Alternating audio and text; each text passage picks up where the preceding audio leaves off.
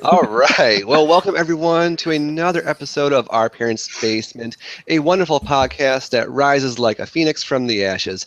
I am so glad to be back with you all. I am no longer under the weather. I have kicked that cold to the curb. I am feeling healthy, and I am back, and I am feeling very fortunate to be joined by so much wonderful company this evening. As you all know, I'm Philip. Sometimes I go by Cashel, but these days I usually just go by Philip. And with me this evening, I have two of my favorite lads. The first is Charles from Chicago. Charles, how's it going this evening for you? Doing okay. How you guys doing tonight? Doing well, doing well. I am so glad you took some time out of your scholastic studies to be with us this evening. Yeah, hiding from algebra. That's what it looked First like. math class in almost 20 years. And I guess it's like, I don't remember any of this crap. Yeah, and you will never use it again, probably. And the other person, of course, is Jason, but usually I just call him Turf. Turf, how are you tonight? Man, I'm doing well. I am super excited for the show tonight, and I hope everybody else is too, because this is going to be great. Yeah, that's right. And it's going to be great because we are joined by two very special guests this evening. From Phoenix Online Studios, we are joined by Katie and Rich, and I am so excited to have you guys here. Welcome to the basement, first of all. Thank you very much. Thank you. And as I mentioned, they are from Phoenix Online Studios. I am so excited to have some legit video game personnel here. We are a video game-centric podcast, and the chance to get to talk to you two is going to be super fun. I know I have questions for you. I'm sure my panel mates have questions for you. In fact, before we went live, one of our panel mates, aka Turf, was really chomping at the bit. He had a question for the two of you. So you know what? We're just going to jump right in. This is going to be an basically open forum type of discussion. And yeah, let's get the ball rolling. So cool. Turf, why don't you lead us off? What did you want to ask these two fine people? Well, first of all, thank you for coming on. I'm really excited. I'm fanboying a little bit, if you will. So I want to know, how did it happen? Can you tell me the story firsthand, straight from the horse's mouth? The story of Phoenix Online Studios, how it came to be. Oh, sure. That's a long story. It's going back quite a ways. We got an hour. Yeah. Those are the best kind, yeah. When I actually was looking to date today, it was like 2017. I'm like, holy crap! It's been like it started like 15 years ago. Yeah. Honestly, when we think about it, and maybe even further back than that. I mean, I joined about 15 years ago, but same here. The original founders of the project, they had started it even sooner than that. So it was in like 2000, I think, was when I think started. So it was definitely it was a long time, and I mean, the project was in limbo for a lot of times. It was on and off, but basically the way I joined was I pretty much had put off playing the King's Quest game that had came out. That was the 8th one. It was this 3D. They had migrated from 2D to 3D, and it was more. They turned into like an action game, so it wasn't quite as interesting as the previous games. But I eventually got around to finishing it. Mm-hmm. So I finally get through the game, and I'm like, well, it's been several years. They must be making the next one because they were always putting out a new game every few years. And sadly, at that point, that's when kind of Sierra was starting to take a nosedive. I'm not even sure if they were still around at that time. I think they still were. But technically, I think, but I'm pretty sure the Black Friday had already Chainsaw Friday, as they say, had already happened. Why gotta be black? Yeah. So basically, I started looking for King's Quest 9, and there was no such game. But I did land on the website for the unofficial fan-made King's Quest 9. So at the time, I had just gotten into the video game industry, not even video game industry, the 3D effects industry. So I knew like how to do computer effects, things like that. So I was like, this could be a fun little thing to test my, build my skills, build my portfolio. So awesome. I basically submitted, my name, my candidacy, and at the time it was still in its infancy. They had some interesting little ideas on where to go, but it was radically different from the way the game eventually turned out. Yeah. It was, but it was very, very strange. There was definitely like the look of the game was completely different. They were trying to do some environments using this bright, was it thrice or something. It was some weird topographical program to basically make some shiny environments, but that's all they were. They were basically just a series of hills and oceans and not much else in the graphics. So sounds peaceful, at least. yeah, no, actually, when you look at them, it feels serene, but it's basically like it was an island with a little shack on it, and that was like the extent of what they were modeling. It was pretty. I don't think I ever even saw It was that. pretty basic. You know, if I can find that at some point, we should probably post some of that stuff up there. Jeez. Yeah, some of the early things, I'm sure. So yeah, it was definitely like a little bit more comedic. It was more comedy than the story we eventually decided to go for. So basically around 2002 when I joined, it was also kind of the influx of new people that joined the project. So I joined, my co-director on the project, Cesar Bitar, also joined around the same time. And around that period, the original creators of the project decided to step away. Like, I don't think they weren't getting where they wanted to go. They wanted to do other things. So they basically handed off the project to Cesar and me to kind of take over. So we did. And then after that, we just got lucky. People started joining the project and people who really became pillars of it for the next decade, basically. So like people like Katie. No, I tried to be a voice actor on this, but I had a portfolio. Like, yeah, way back, probably. I was, yeah, like or probably around 2003, 4, something like that. Okay. I think 2004 was when we had the voice auditions in New York. Were you at that? No, I didn't go to any. I'm in Arkansas. So I didn't. Yeah. You're a fan, but not that much of a fan to go all the way. Yeah, I'm not as hardcore as you guys. No, I was in college. Come on, cut me some slack. I didn't know to get to New York. I mean, road trip, come on. Slacker. I emailed about it, and that somebody There were wanted some recording, and I didn't have any. I had like a microphone on my desk for my Dell laptop or desktop. You know. Anyways, go ahead. I'm sorry. At that time, I think that's pretty much all we all had. That's what everyone had, yeah. To be honest, I think like the first, almost like the first 5 to 10 years of the project, we literally were just typing through text chat. You know, we weren't even doing voice calls until, yeah, at least after 2005 and on, because MSN Messenger. You guys They exchanged built a screen game names for on AIM. ICQ. honestly, it was around that era that we pretty much started, and we migrated from a bunch from Yahoo groups to Just our own email servers eventually. our own email servers to before Google Docs was under like shared document website we used to use that has long since disappeared. So it's been a constant evolution in our pipeline. Yeah. But what Katie was mentioning in around 2004 was like a real turning point for us, because up to that point we were definitely like sharing art and, you know, trying to build a game, which was a task in itself, to be honest. But in 2004, when we started doing the voice acting, this is the first time that most of us actually met in real life. We literally, I think we might have gone down one time prior to that, but that was really the moment where I met Cesar, my co-director. I met Katie. And it was weird, because I think that's when it really became a solidified project. The moment that we set up a real audition and real people actually showed up, that's when it stopped being just this little thing that we were kind of just playing around with as a hobby, and became something that we're like, wow, okay, people are actually interested in this. This is not just like 5 people on our mailing list. People love video games. You have to realize this. Yeah. I mean, there's a difference between people liking video games and people liking your video game. You know, Yes. It's like, there's like, let's say we're 5 people on our mailing list. Well, we just assumed those were the 5 people that were interested, but no, there was more. So Yeah. I think that I was one of those 5 it was people an too, so impressive turnout, honestly, for, you know, being like, what was it, like 20, this tiny 20, indie 30, game before there were 40? indie games. Yeah. Yeah, something like that. Something like There that. were a lot of auditions. Basically, we were Definitely. expecting to be sitting in that room all day, you know, with maybe one person showing up near the end. Yeah, maybe like a couple hours, and it was. Nope, it was while. nonstop for the entire day. And then we had to review the tapes later. Oh yeah, that was for actually casting everybody. So. That was interesting, and it's actually funny to go back and look at those tapes and then realize, oh yeah, that's King Graham, that's Edgar. Edgar was like, he was like the guy read the lines, and I just leaned over to our voice director. I'm like, that's Edgar. And he's like, yep, that's him. Casted. Everybody else, that was a little bit more complicated, but him. Well, if y'all need any more for like anything else, down. Oh, absolutely. I'm just playing. But no, but look, you Or any have of the three of us.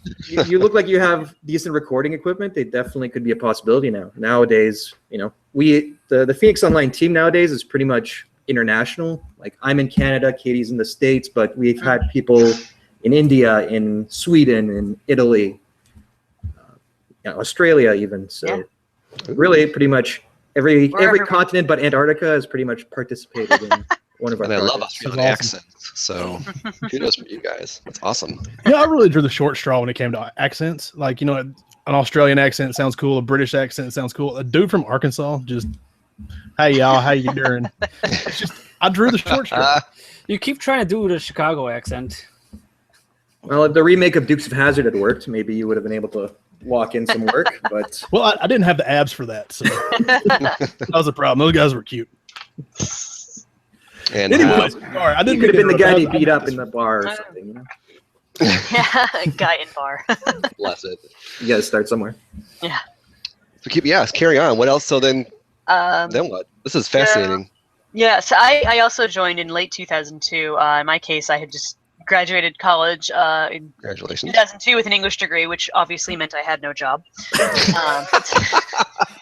And, you know, basically it was sort of a similar thing. I was like, oh, did they ever make a ninth game? Didn't find anything, found this fan page, and I was like, yeah, this sounds fun. They were looking for a writer, so I submitted for that. And, yeah, slowly over the years, ended up becoming the co-designer for Silver Lining, and then up through today, you know, one of the main designers for the company and PR director and so forth.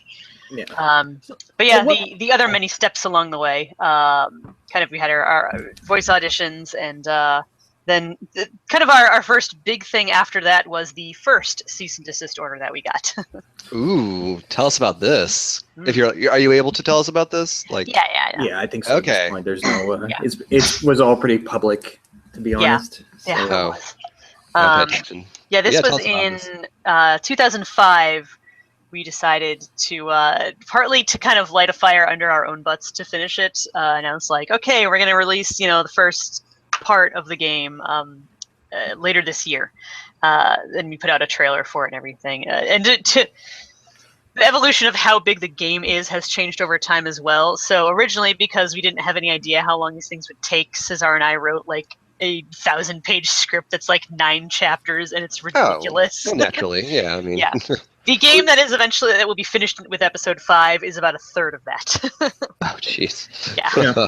Maybe we can do a novelization that's like hack the other parts as up. big as War and Peace, and it'll probably be honestly. Just have the characters to be Sam instead of Graham and Yeah. Alex. People had recommended that when the cease and desist actually occurred. You know, people who were a little less, you know, informed about the law were just like, well, just change the spelling of the names and put out the game. It's That's not all. quite how it works. Exactly, but that was definitely one suggestion I heard. So Yeah, this was yeah. the cease and desist was from Vinvidi. Is that who? Vivendi. Universal owned it at the time. And so, you know, that happened, and our fans were awesome. They like immediately started a petition and sending in letters and calling and everything else. Writing to their senators and yeah, right. Marching in the streets, not quite. yes, solidarity. Yeah, but no, they really did show an awesome solidarity, and you know, those of us who were working on the project basically put together kind of a bunch of videos on like, hey, here's, you know, what we're actually trying to do, what we want to do, what the game is about, what it means to us, and so forth. And Vivendi, which was pretty great, they had actually already done fan licenses with another group that did remakes of King's Quest 1 and 2, who were called Tierra at the time, and then they became AGDI, and they're also known as Himalaya Studios for their commercial stuff now. So we worked out a fan license with them, which was great. So then we, you know, continued on our way working on it for the next several years, because really it was nowhere near to be released. This project's already 5 years deep before this happens, right? Yes. Yeah, pretty much. Basically, we were at a point where now we're ready to kind of put something out there to kind of show that we are. It's you know, the It's vision real. is kind of there. It's kind of there. We know where we're going with it.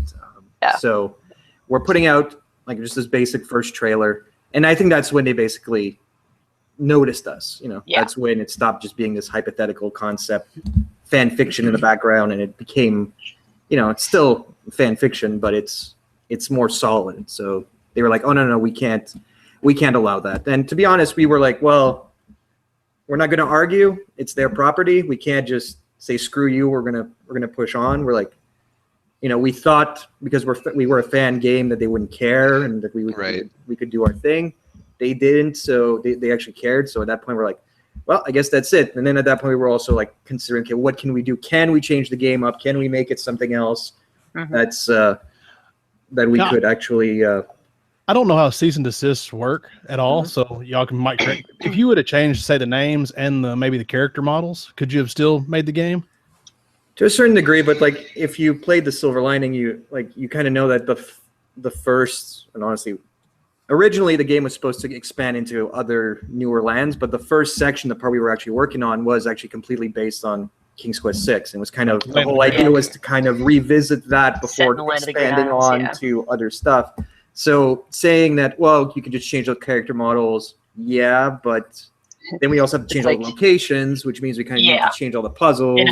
And all this stuff for referencing that's from the original games, we have to, include that. So it would have been a lot. It would have been like making a whole new game, to be honest. Yeah. So you would have been left with just your, I guess, the bare bones of the story and maybe the environments, maybe. Even then, like I said, they were pretty much based on original game screens. So it was he was like, yeah, good luck. Like at that point, it was like, you have another idea? Let's start over, because it would have been just as much work to make a new game versus. Oh man, hate that. Yeah. But we persevered. But we did. We persevered, but that wasn't the end of it. I honestly forgot until we started talking about it that there was 2 cease and desists. Because good things come in pairs. Yeah, they do. Because ultimately, and Katie, correct me if I'm wrong, because honestly, this was a long time ago, and I forgot some of it. We kind of basically had a bit of a verbal agreement with Vivendi that we were going to be making this game, but then we were like, okay, we'll get back to you once we have a real game to put out at that stage, because it was still kind of far from release. So we keep persevering and pushing on, and then, and it still takes another couple of years to get anything near ready for release. So we finally get to the point where we're ready. We think we have like this first chapter. We're kind of aiming to get something out. So we contact them again, saying, okay, we're ready to formalize the fan license and everything. But by then, it had switched from Vivendi. They'd gotten bought out by Activision. Yep. Oh, no. And now we're dealing with completely different people. Yeah. And Activision's like, no. We're not. We don't do that stuff. They're just basically like, who are you? No. So now they wanted you to make a Call of Duty game. So now we're kind of getting ready to release a game that we're basically being told, no, you can't do that anymore. So had we actually gone through the legal process and formalized the agreement with Vivendi, we probably would have been on a better footing. But because it was kind of because we hadn't released it, it hadn't kind of been executed or whatever the exactly. We never got the contract officially signed with them. So I got you. So it was more just like a handshake and a man's word instead of like on paper. And honestly, it was probably with the understanding in their minds that, well, you're going to be done. You're going to have it out in like a year, and at that point, come back and deal with us, and we'll why release in a year what you could release in 4 or 5? Yes, exactly. So I think at the time they obviously probably weren't thinking, well, Activision's going to buy us out, and all that stuff. Yeah. So all of a sudden we're back to square one. We're back where we started, except now we have a game. And that's where the uproar kind of started being. Like the first time around it was a concept. Basically, this time around it was people want the game released, and the fans did not take it. We actually had fans that really I think they harassed Activision. Yeah, I was about to say, because video game fans, they do not mess around. Like if their game can be delayed by an hour, and they will be boycotting and setting fires to the GameStops, and they. When gamers got your back, you're good. Yeah, honestly, I think all of us thought well, this sucks, but what can we do? It's basically thinking lightning's not going to strike twice, right? Exactly. we were going to try to work with it, but we weren't holding our breaths, and then all of a sudden, our fans again mobilized their little fan armies to overwhelm them again with emails and petitions online and phone calls and everything. And I think I don't remember if it was this one or the first one, but there was one of them where I know, I think when Cesar finally got the call from, the representative you're working with being like, yeah, okay, we'll work something out. And someone was just like, can you just please make them stop calling? Yeah. If I remember right, Awesome. they showed up with like a box full of Full of petitions and letters, and they're like, okay, look, we Clunk gotta them make this down go every away. day. This is not good, and it's not worth the bad press. So they got back in Yeah. touch with us, and we were able to salvage the whole situation. Yeah. So What a relief that must have felt like. It was. And It was a lot of to hard say, work. we worked with Activision now on projects down the line. We did the Gabriel Knight remake much more recently. And really, like, once we had all that ironed out, they have been great to work with. So yeah, no, Good. It was Absolutely will just say just getting into our foot in the door. That was the hard part, and we can thank Adrian. She was a fan that just really led the charge on this, and then she eventually kind of came on the project as a producer. No, sorry, coordinator on the game, Yeah. and eventually she actually worked on episode 5 as a director/producer. But if it wasn't for her and the fans, we basically would again have been dead in the water. And I gotta admit, the second time around, there was a lot of support, but there was also people going, well, you guys messed it up. You guys didn't sign the contract when you had the chance. So, it's your fault if it didn't work out. So we're lucky that ultimately Activision was nice enough to let it happen. yeah. So what year are we up to? This is about 2010. Yes, give her about, I would say. Yeah, this was like very late 2009, early 2010, because then we ended up finally releasing Chapter 1, Episode 1 rather, in July of 2010. Yeah, I actually remember when we finally got the go-ahead from Activision, we basically put back our website, and then we just had kind of Graham's hat With a countdown. with a countdown saying, and then kind of just started posting what's going on at Phoenix at postudios.com or whatever the name was. Mhm. And Activision was good. Like, they basically just said, change the name, take the King's Quest out of it, so that we I think it it's just already will out not at that point. It might have been with Vivendi. One of them. They Yeah. basically said, because it used to be called King's Quest 9. Every cloud has a silver. Every cloak. Has Every a cloak lining. has a silver lining. So, which is a spin on the every cloud has a silver lining. Wording. In the tradition of punny titles. Exactly. I see what you did there. Yeah, Yonder and yeah. Exactly. So ultimately, we basically said, okay, we'll change the name. We'll just call it The Silver Lining. It's pretty much clear. King's Quest is out of there, but people who were familiar with the project would actually know what we were talking about. Yeah. Right. So since then, it's always been called that. And honestly, I've kind of forgotten. I still have some of like the graphic art that still says King's Quest 9. Yeah. It was nice when it was Big like old you title. say, it was following the tradition of the other games, but in the end, it's okay. It became its own thing. So Mhm. we're happy with that title. That is awesome. It worked out. Yeah, it's So, And, Silver Lining. That sounds like it's your most proudest accomplishment. Or are there other games that your studio has produced that you're just so darn proud of that you went through similar like blood, sweat, tears, and Oh, well, they've all gone Yeah. through blood, sweat, and tears. yeah. I'm sure making a video game is not easy. Like, Yeah. No, Every no. time I you mean, start a new there's one, you're a like, reason it oh, took us that long to make one. So Yeah. So the good news is all the other games did not take a decade to produce. Yeah. That was already a step forward. When the Cognition took like about a year and a half, we were kind of like, well, that's pretty decent. We kind of we did 10 times faster than the last game. That's actually yeah. a hell of an improvement. Mhm. But yeah, I think Cognition is the one that for us is the most memorable. Obviously, Silver Lining is the one most heartfelt, but Cognition was really when we were able to go from this fan game that a lot of like people were following because they had that nostalgia for the original, and we actually moved on to make something new and original, and Yeah. it got a good reception. So because Yeah. we could have just as easily put something out there that just did not hit, and then you're just Yep. you're just a one-hit wonder that got lucky because you made a fan game about something that people already liked. So it was kind of nice to kind of put something out there and go, oh no, okay, there's potential Yeah. in our team, and we can actually do something original that can still captivate an audience. So And Well, that one is very different too. The full name on that one is Cognition and Erica Reed Thriller, which which released over the course of 2012 to 2013.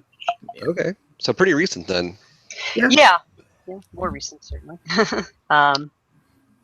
Is there anything coming up soon that you? Well, I don't want to be like, so what you working on next, because you may not be able to reveal all that. But is there some stuff in the works that you guys are pretty anxious about that you can maybe give us a little hint, perhaps? Or Maybe. Some little So things. you can sign it if you want to. It's an audio, only, but but well, our fans are loyal. Hold up a piece of paper.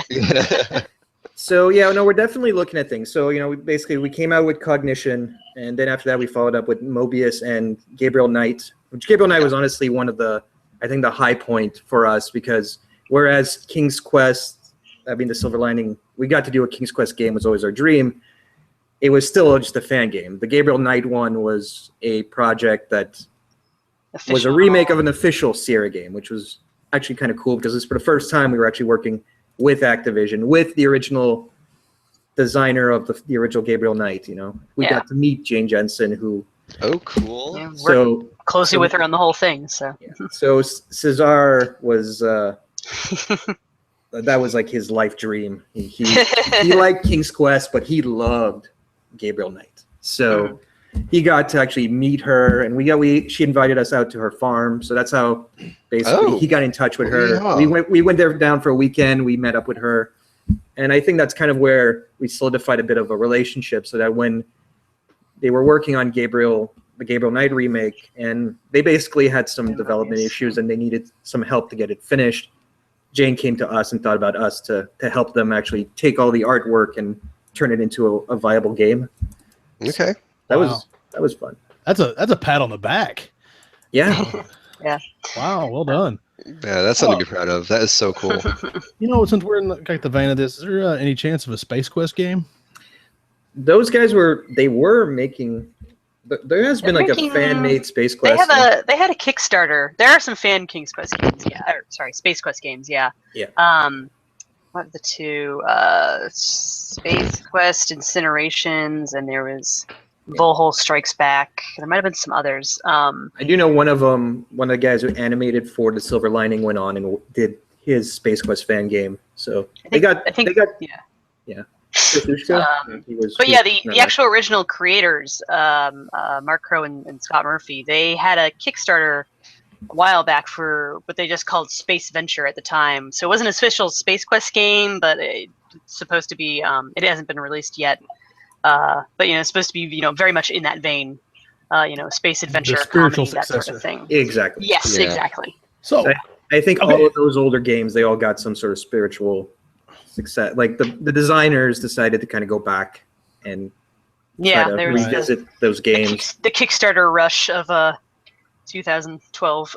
Yeah. Let me ask y'all that: if Every Cloak Has a Silver Lining would possibly have been a kick or been around in the Kickstarter days in 2012 or something like that, do you think it would have gone faster? Would have gone smoother? I think we would have gotten sued by Activision. Yeah. If we had tried to raise money for it.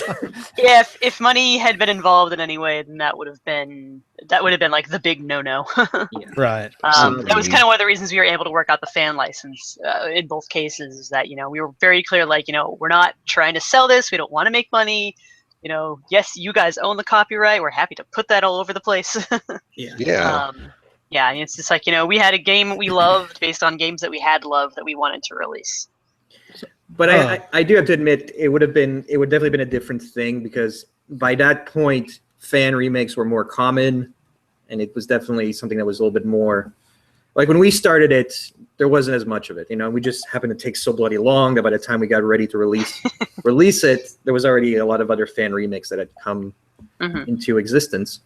But as much considering the amount of fan games that have failed, just because it's so hard to do one of these games. When you're doing it part-time, you don't have a big team. You don't like the Silver Lining. It's, if you look at the credits, it's a super long credit list, but a lot of stuff, a person might have done one thing in the game and then went off and did something else and maybe came back. But we had a small core team that saw it through the entire project, but a lot of contributors did a couple of assignments and then they were pulled away by other life issues. And so for us, it's basically a collection of life happens of like a ton of contributions, and a few of us had to try to kind of bring it all together to make it a cohesive product, and that was a challenge in itself. how do you make that happen? You know, everybody's got to have a day job. You have to eat, and then you're spending all this time, 10 years to make a fan game. Mm-hmm. Is it just, you know, at night, you know, I've got 30 minutes or so, you sit down and pound something out between, you know, the kids hollering and whatever else? Pretty much. Well, it helped that a lot of us were in our early 20s, so, you know, before we really had, like, right. spouses, kids, etc. But instead of, like, going out and partying at the bars and doing pub crawls, you were working on this video game, and that is wonderful. Making free video games, like real nerds. Which to me sounds more fun, but well, I'm biased. It obviously did to us too. It depended. Like sometimes it was fun, sometimes it was a chore, sometimes it was horrible arguments that kind of, you know, everybody has quit our team at least, you know, 3 or 4 times out of just frustration from development hell. But so we always kind of came back, and out of the ashes of the fights, usually there was something good that came out of it, and we got a better maybe product. like out of the ashes came Phoenix Online Studios. Correct. Basically, considering that we were shut down twice, I think the name is quite fitting. It's a fitting name, certainly. All you've been through. So, Katie and Rich, did you guys grow up playing other video games besides King's Quest? Like, do you have some favorites that you'd like, or some favorite genres you'd kind of like to work on with your studio? Some inspiration? Adventure games have always been my favorite, honestly.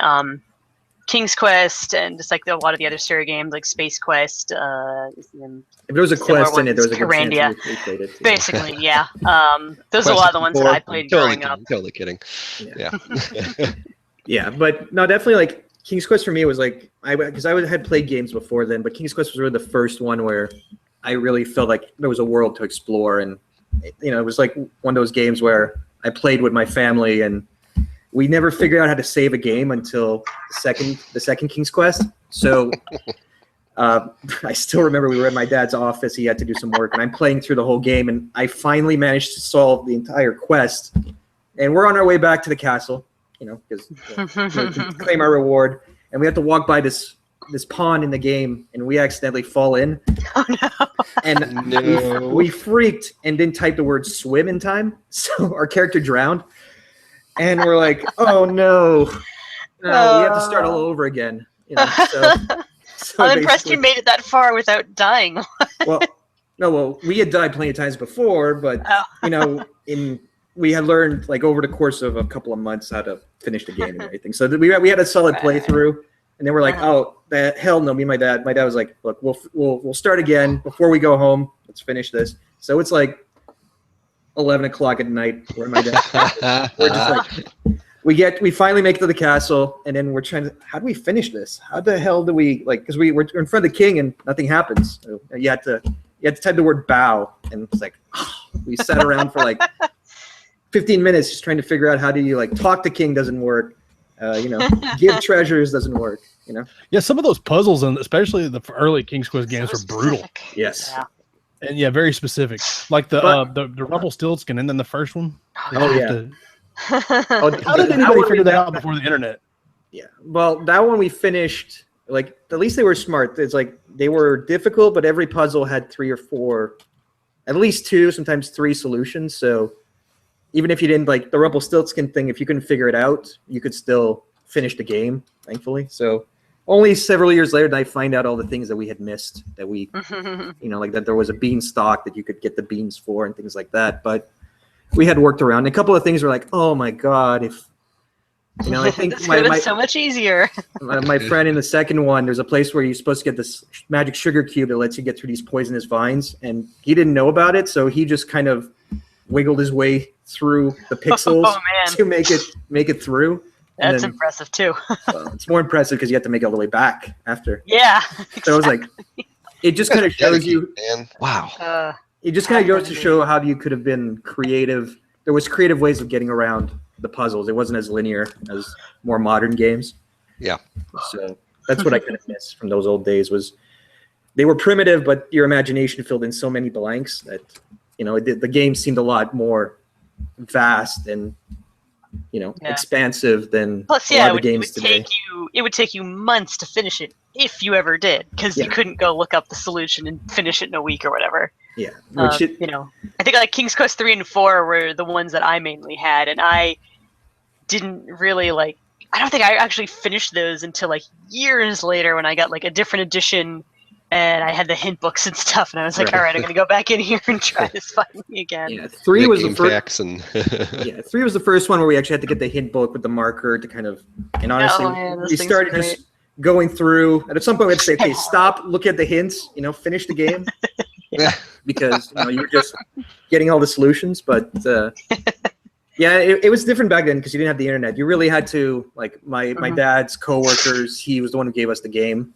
At the time, we didn't buy the first one. We bought all the subsequent ones, but the first one was kind of just back when copying games was a little less taboo, and ultimately, we were playing, but then we kind of found out from his friend, okay, this puzzle you solve it this way or that way, or in one case, the Rumpelstiltskin puzzle. He switched jobs and learned it from somebody at a different job how to solve the puzzle. So it just goes to show you how you really had to hunt around for solutions. They weren't given to you like the modern games. So. Yeah, Go ahead, Charles. A lot of these modern games, I've been playing The Last of Us. Some of these levels, it's so obvious which path you have to go. As far as these bright flash, go to the right, white flashing lights. Yeah. These older games is like you actually had to figure out how to do the things so many times. Yeah, and honestly, that was like a big debate, and it evolved because the Silver Line took so long to develop that there was a lot of that. Do we modernize the interface? Do we make it easier? And there was some places where I think we stuck the autosave feature at some point because people, dying and losing your progress, losing an hour's worth of gameplay, that's a no-no nowadays. People will not accept that. I had a lot more patience. A lot more patience when I was a kid. Yeah. I don't have that anymore. I think we all did. Yeah.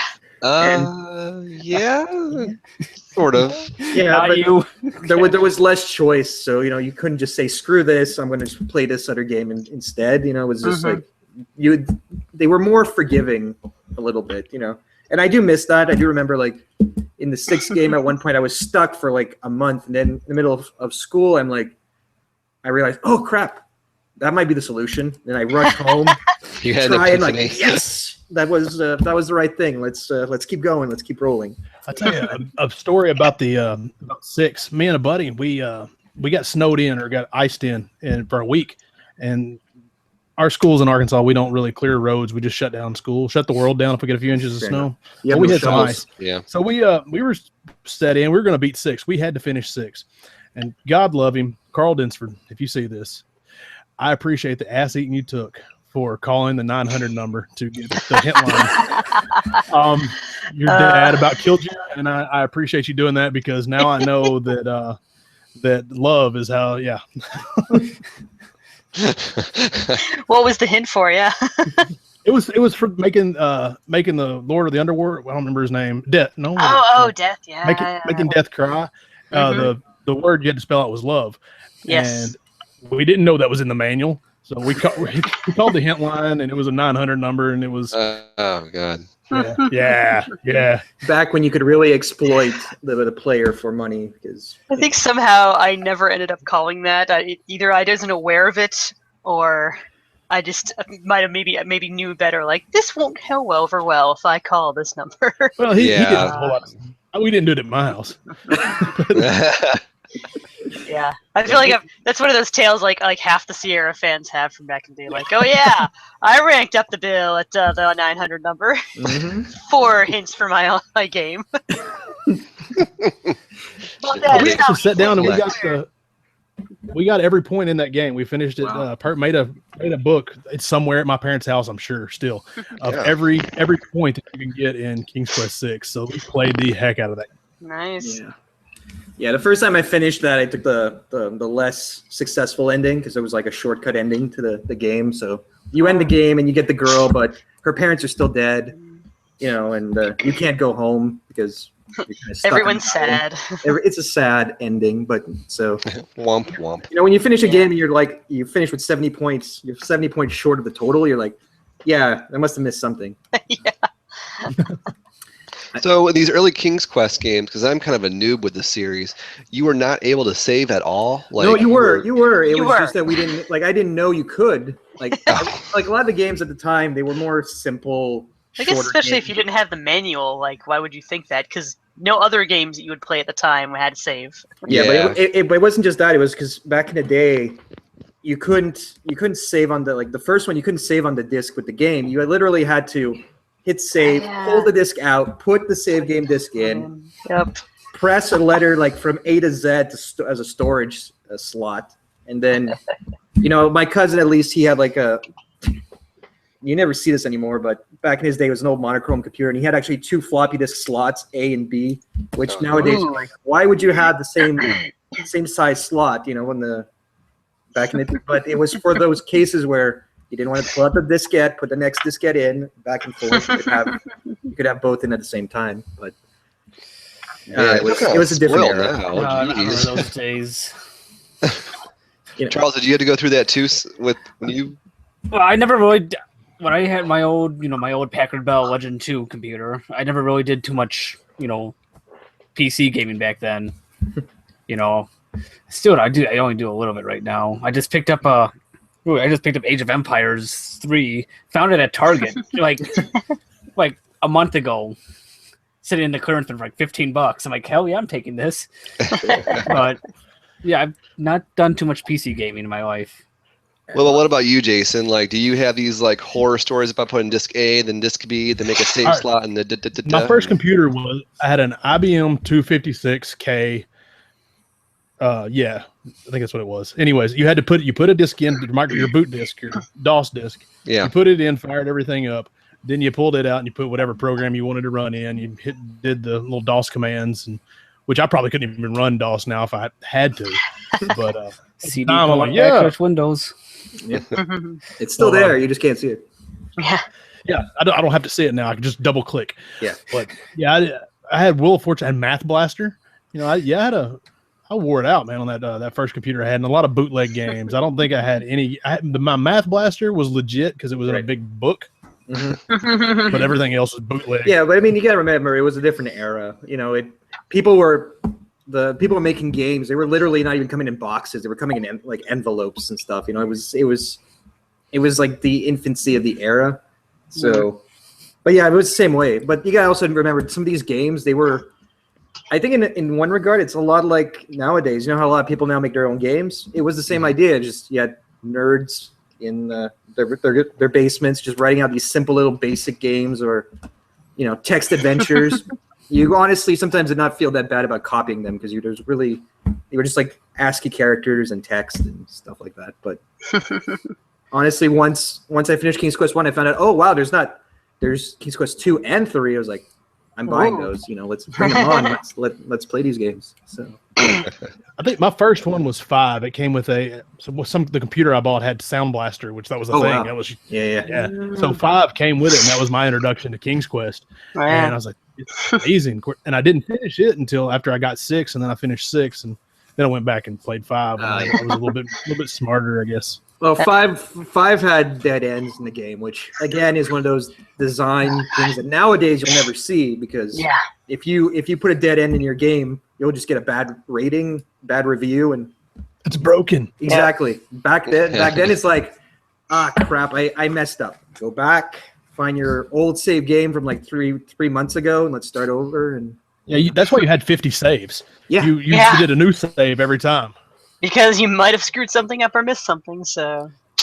Yeah, and you would name your save games like these long sentences so that you could remember what you were doing. Yeah. In those specific. I was a little bit different on that. All mine were the puns. I was like stuck in the King's Quest thing, so I was like, it would be some kind of pun that fit the time. There you go. Nice. But yeah, when we finished when we put out Cognition, the save game box was kind of done in the traditional Sierra style, but we did let it auto name your save game so that you didn't have to put in names, but if you wanted to put in those puns, you could. For the traditional players who would still like to do that. I still have that habit. It doesn't matter what I'm playing. If I can go save a game, I don't thing. Right, I always make a new save file every time, and King's Quest taught me that. The more you know. Because the one you overwrote was always the one that you actually would have needed. Yep. You had squashed, and you're like, you're going, I'm good. You're like, I'm this close to the end. I can save over this early one. Yeah. what really broke me, that forgot really to caused get that, the mouse, the thing, and the whatnot. it was the steps on the Cliffs of Logic on King's Quest 6. Right. I saved it every step because I would fall off constantly. Me too. Me If you too. didn't click the right spot, you'd fall off. So I'm like, well, I'm up 3 steps. Save it Save. again. Yep.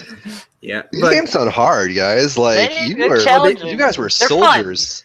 oh yeah, absolutely. Well, I mean, but if you play it from the first one, you knew Stairs. I don't know if you guys have seen. There's this God. game out there now called Stairs Quest. Stair Quest is And just stairs. it's built off just. I haven't played the game. From what I saw from the demo, it seems like it's just walking upstairs. But stairs in those old games were, when they were diagonal, Tricky. they were Oh, God. very tricky because It's the worst. you kind of had to press up and left to kind of wiggle your way up sometimes. Yep. Or if you had the number keypad, you actually could go diagonally. But still, it was a lot of. I think diagonally. I think again, when I was playing the first game, at one point I got the first treasure. I'm all happy. I'm walking down the stairs to go back where I came from, and I tumbled. And it's like, You're dead. you're dead. Here we go again. So If you fall from 5 feet, you're dead. Oh, really? Yeah, That's there's a no Donkey Kong screens in Jr. King's crap right there. it depends on the game. King's Quest It depends- 5 is still unforgiving about falling off very short heights. Yeah. It's kind of funny though, because if you're play that one, and like anytime Graham falls somewhere, there's this hilariously dramatic scream, and one of them that you can trigger is literally like you step off of a stair close to the end, and it's like a 2-foot drop, and he's like, "Ah!" I'm pretty sure there's a YouTube montage of all the Yes. deaths like that. So That's Oh my awesome. gosh, it's fantastic. Yeah, that's Especially something that we with need. We Heather. need more of in games. We need Cedric the Owl. I need Oh, some more God, of him. no. About to say, He you've got wasn't Cedric so warning bad. you too late every time. well, see, when I played that game the first time, it was the DOS version, so there was this was pre-CD-ROM, so he wasn't as bad because it was text. So at least it was your voice, not the actor's voice. Oh, I loved it. That is one of my favorite video game characters of all time. Is Poison Cedric the snake. Owl. Well, there has to be one. Oh, watch out, There's Graham. always one fan somewhere in the world. But no, I think for me it was probably because I had played the original like without the voice, so it was just so jarring when I can imagine. like when you interpret the character differently and you hear their interpretation, you're like, oh my god, this was. Not What? what I was expecting. Yeah, for you guys that don't know, Cedric is a little owl in a vest with glasses, Mhm. and Like all of them. he's kind of Graham's compadre through the game, and Like the he Tootsie says Roll pretty Pop obnoxious. Owl commercial guy. Okay. Yes, pretty much. Yeah, I love the narrator too. In those games, and of course, some of the characters that y'all brought back for the Silver Lining, like is it Hassan? Is that the ferryman? Yep. Yeah, love that dude. Oh, he's great. How goes it, Alexander? He's definitely Such a cool a dick in our game. We definitely made him more of an asshole than A little bit. he was. I was- He was nice in the sixth one. Like once he got to know you. In ours, he's Yeah. the money went to his head. So it's like he's always I was trying. just We'll replaying do it it for the other day gold, for- and and that's really just because the guy who played them, he's a friend of the main character, the guy who plays the main character. So they kind of, they riff on each other and in real life and have fun and banter. So we kind of put that into the game. So, we've honestly, after we put out the Silver Lining, we did do like a radio hour show with Hassan and Graham as if they Them were improving like the whole time. exactly. So we did a couple. Is that anywhere on the internet? Yes, they're actually Yeah, it's on our they're available YouTube. on our website. If you go to our YouTube channel, you can find them there. Sweet. Nice. And if you played recently we missed the Halloween by about a week, but we basically put out this TSL Haunted House game that was just kind of a short 5-10 minute experience that kind of recycled artwork from the original Silver Lining game, but it was like a bit of a haunted house style thing. Yeah. Oh, neat. Some teaser stuff for the 5th episode in there too. Yes, exactly. So we did put the Hassan and Graham show. We took one of the clips from the Halloween show they had done a couple of years back, and actually we took the game models and stuck them in there. So if you can find it in the haunted house, you'll actually walk into like a radio station booth and you'll see them bantering a little bit. I think we wanted to do a little bit more with that gag. We just didn't have the time because we kind of put that together in like 4 weeks. But Yeah. it was kind of nice to kind of revisit that and see them. Oh, yeah, I got another question for y'all. Sure. Obviously, when is Chapter 5 or Chapter 5? They're chapters, not episodes, right? There actually are episodes. I think I called it chapter earlier. Okay, episodes in. When's 5? When are we going to get to play 5? If you play the Silver Lining Haunted House at the end, we basically show a couple of images and we said coming in 2017. Now, I'm going to tell you, I think it's probably going to be near the end of 2017, but our goal is to put the game out this year. Hey, that's all I need to know, man. Just give me a ballpark number. Yeah, exactly. So there's still a lot to do. The people the team has been actively working on it, and we've just had some of our core staff. They had to work on paid projects because we have to keep the lights on and stuff. So it's taken longer than we would have liked. But me and Katie are actually going back to that project and gonna try to help them push it across the finish line to get that done. And we're actually experimenting with some new technology. We recently got a motion capture suit because we finally found like an affordable solution. So it's pretty good. It's called Perception Neuron. It's it's not $100,000 system. It's $1,500, but I tested it out during the holidays and it's pretty cool. So we're gonna see if we can use that to kind of help us finish the game at a slightly better quality. And hey, if you need a Jalo, I'm built for it. You want to fly up to Montreal and want to do some recordings? We can stick them in somewhere. You need to come in person for it, though. There's that. And I was looking on the internet for stuff earlier before this. Mm-hmm. There was a rumor going around that y'all were looking at buying the King's Quest franchise at one point. Is that true? We had talked about it, but years ago. That was years ago, and that's where had we had Kickstarter, maybe if. You might have been able to kind of do that, but sure, it didn't. It just didn't pan out. And honestly, I think that was around the time of the Activision, cease and desist. We were kind of in that gap time, and we had heard at around that time that they were possibly for sale, and so we were kind of at the point where like, well, okay, if you're not doing anything with them and you're selling them, maybe that's something that we can do. But I think the IP was like worth $500,000 or something. So it was like, okay, maybe we can't raise that kind of money. It's a little. See, the number I saw attached to that when I saw it was $25,000. I'm like, dude, I'll figure out how to buy King's Quest. To be honest, I could be mixing things up, but I do recall that it was definitely an amount that we could not raise. But it was something we had thought about, and in some regards, I wish we could have. Yeah. But then that would have turned the project into a very complicated thing, though, because people were doing it for free, and if all of a sudden you could make a profit off of it, that would have been a I think honestly too, if we had ever been making a official King's Quest game too, I think we definitely would have taken a different approach because we had it was a fan game, and not only was it like the first game we ever wrote, so there's some rough edges from that standpoint, as well as the complications of like how do we pay all these people who worked on this over the years.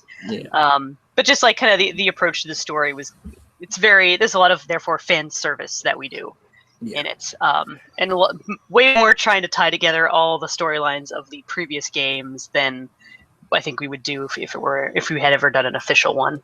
Yeah, and we definitely learned a lesson too, because like we thought we knew the King's Quest mythology pretty well because we had played all the games and we thought we had it straight. Played the games, we read the books. Well, that's the thing is I had never they always had these companion King's Quest books that they were releasing every now and then, and the first few they were not that expansive, but by the time they got to 7, they had written all these backstories for characters that if you just played the video games you didn't know about. So once we started putting out the Silver Lining, and sometimes things that not, they kind of conflicted with backstory from the companion that we weren't aware of. Some fans were like, "Well, that's not right. You guys are rewriting the mythology." Yeah, but then half the companion stuff doesn't agree with the games either. Exactly. So it was kind of like with some freedom we thought we might have had. Really, maybe we shouldn't quite have taken as much freedom with, or we're like, oh, let's do this. It'll be an interesting twist, and sometimes it didn't always jive well with the audience. So we can't please everyone, though. I mean, that is definitely a lesson from it.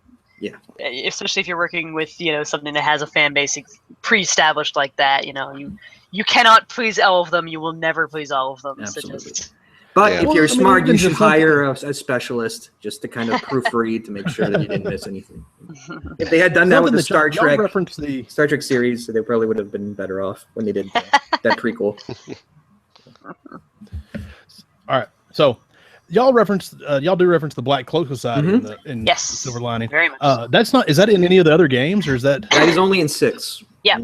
That shows up It's very actually mentioned in briefly, 6? very briefly in 6, and only if you do the long path. When you're spying on Alhazred in his room from like those hallways behind the rooms in the castle, Right. you can spy on him and hear him writing a letter to Shadrach, who is the main bad guy in our game. Right. And he's saying like greetings to the members of the Black Cloak Society, and so Okay. it's like this one little line, and we just took that and ran with it. Yeah, pretty much. So that's also the kind of thing where I'm pretty sure all the hardcore fans, they had their own ideas of what the society was. So all of a sudden you're kind of putting your spin on it, but it might not have been what. Because you got to remember, people have been waiting like a decade for a new installment. So they've had 10 years to kind of, or 15 years. Make their own actually. fan fiction. Exactly. So you always have that issue that it's never quite what certain people had in That's mind. not what I imagined it to be like. Well, sorry. Sorry, I mean, this is what we thought it would be. Yeah, So- exactly. This is what we did with it, yeah. But we were also, I think, in that period, we were a little bit more emo, and everything had to be emotional and connected. And I think if we were to write, if we were written it now, we might not have done quite all the same things we would have done. No, back then. definitely not. And had we known that we were only going to really do the part in the Green Isles, we probably would not have done so much fan service to. Yeah. Well, okay. Now, since y'all do have a good working relationship with Activision, is there any chance of this going further than? Is there any talk of going further than the Silver Lining? Well, they've already released their own King's Quest game, so I don't. Right. I know that they have that, but I mean, has there been? Well, have y'all been As far as like asked to other work on games? Oh, no. We haven't. We don't have anything we're working on with Activision right now. Okay. Not we directly. did. We were talking about the Gabriel Knight remake was an Mhm. official one. It was sanctioned by Activision and all that. That we worked on with Jane. So we were working with them, not closely, but it was kind of actually sort of similar to Silver Lining, where it was just sort of like, hey, we're gonna check in and give an update on this every so often. More so, of course, with Gabriel Knight, since that was an official game. But we definitely would like to. It's Yeah. and, it would be great. whether that would be Gabriel Knight or some other thing, it would definitely be interesting. We did put out Jane had a chance to write a short story for Gabriel Knight at one point for the Kickstarter backers, and she had put that out. And we did get the opportunity. We had talked to her, and we did a comic book of that short story, which takes place after the last installment of the game series. So that was fun because it kind of gave us a chance to expand on the Gabriel Knight mythology and bring that to the fans, and kind of leave an open door for a potential sequel if Jane and Activision ever decided to do something. So that would be something we would be interested in maybe exploring, but that's really not up to us, to be honest. Yeah. Sure. Okay. Obviously, you know about the new games. Have you played them? Have you played the new King's Quest game? No, it's on my list of games I want to play. I've heard good things, at least about the first parts of it. But Yeah. I think again, I've heard a few things about it. I haven't gotten to play it yet, though. but it's Okay. I think they kind of face the same challenge we do. Is you'll never please every King's Quest fan. So Yeah. it means the games, they started out and they were just like these pixelated games. So everybody has imagined their own. It's something different for everybody because they fill in so many blanks that you'll never make everybody I don't think happy. we even knew we were filling in those blanks. You just did it, and because it's kind of a storybook type thing. You filled in you had a stick figure that was Graham. You could tell he had a feather in his hat, and that was about it. So, Yeah. You're hoping that's a feather. He sounds fancy. he's fabulous. He was awesome. He was all yellow. He was kind of sick all the time. So He's Jaundice. jaundiced. With his Yeah. classic red shirt and green and blue pants. yeah, which we kept, and we made sure that was like the one. That was the one character that was a nightmare to do, and we've been honestly trying to up-res him for the fifth installment of the game. And we're facing a problem where we can never get him to look just right. We kind of nailed something in the original, but every time we try to make him more high res, we're kind of like, that doesn't fit. So we kind of have to keep working on it. He's the worst of the characters because he's the one that you started with in the first installment. So you have your own vision of how you should look. So, we kind of always said, let's give him a Harrison Ford vibe. I think that would work. That's kind of what we stuck with. Yeah. Like Harrison Ford now, married to Calista Flockhart, or Harrison Ford before, like Indiana Jones. Like well, Harrison Ford by the fifth game, he's older. He's a father. So honestly, Harrison Ford in the year 2000 would have been about the right age for King I Ryan. think he was Jack Ryan by right? then. I can't remember. Yeah. He was doing a bit of the Silver Fox thing then, at least. So. Yeah. So it was. His voice wasn't as gnarled up as it is now, but so that's basically what we envision when we giving him a whiskey habit and fix the voice thing.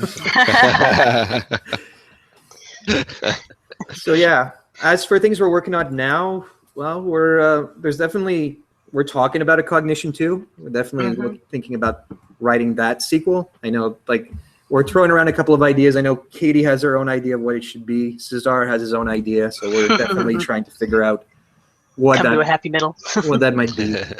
We're also kicking around a potential idea. We want to try to get into the VR gaming market. So all right. Try to bring the adventure stories a bit to the VR market. So we're toying around with. We're still trying to figure out what the mechanics might be, but we're thinking of doing like a Twilight Zone style anthology series of games, of like short games, like kind of like short stories. So we're thinking of doing something like that. That's a possible idea. That's a cool idea. I like the idea of just having several independent stories in these chapters, and then maybe an overall arc, maybe not, maybe just this is just what it is. Yeah. In this style of game. One of the things we've been talking about with it is like, do we do that? Do we not? Yeah. Yeah. One idea that we did throw around that could be interesting, and we're putting it out there if there's any game designers that would be interested in doing something like this. We were thinking of doing guest designers for each episode, so that different each episode would kind of have its own visual style might be similar, but its own story flair and so forth. So its own personality. Yeah. Exactly. So it would definitely allow different design groups to kind of come together maybe and put out something collectively. So we're looking into those ideas. It's still in its infancy, but that's something that we definitely would like to get there. The VR technology is getting better, so we're getting closer and closer to be able to do a holodeck style video game. And that would be the ultimate goal. But very nice. Well, my friends, this has been so enjoyable, but unfortunately we are running out of time. Usually we broadcast for about an hour. I wanted to go for like another hour and a half because there's so much to learn from you guys. We're all gamers, Charles, Jason, and I, and to actually get to chat with people who are like neck deep in the industry, I think that is such a privilege. So thank you guys once again for coming on. Thank you. Sure. But it was a lot of like fun. I said, I'm glad you come back anytime, by the way. And if you guys are on Facebook, I'm gonna add you as friends because we're all friends now. Yeah. So yay for that. But time flew by. It was awesome. Usually, as a tradition here at OPB, I'm going to hand the floor over to Turf, and he is going to tell us how we can listen to this episode again. So, Jason, take it away. All right. Well, just like always, you can check out any of our episodes on YouTube. The video ones here, you can see this glorious face and the new beard on YouTube. I think they're over there. I never get this right. I think they're over there. If not, you can go to ourparentsbasement.com. We have our episodes listed there. If you want the audio only version of this podcast, which is where the real meat and potatoes is, you can check us out on any of your anything that you can get on your iPhone or your Android device. We're there. And if we're not there, you let me know and I'll make sure we are there so you can enjoy us on the road, on your jog, whatever. And if you want to contact us, interact with us, facebook.com/OPB podcast, at OPB podcast on Twitter and Instagram. And we'd love to hear from y'all. Send me an email, opbpodcast@gmail.com. We're old school. Retro podcast, if you will. Not snail mail old school, but we are old school. So if you email me and I think you're a real person, I'll give you my address and you can send me a letter. So if you're that old. That's Yeah. trust. That's Yeah. trust right there. I know. I don't think anybody's going to come to my house. Save your stamps, y'all. Anyways, so I really appreciate these representatives of Phoenix Online Studios for coming in here. Where can the people that listen to this find y'all? We're at www.postudios.com. Our Twitter handle is @POstudios, and on Facebook at Phoenix Online Studios. Awesome. Well, thank you guys once again for taking time out of your evening to chat with us. It was Thank you so a much. blast. Yes, I really enjoyed it, and I think these two lads enjoyed it as well. So, that being said, we have to say our good nights. But thank you for watching Our Parents' Basement, and we will see you all real soon. So, until then, There's some deuces for y'all. Bye. later. Bye.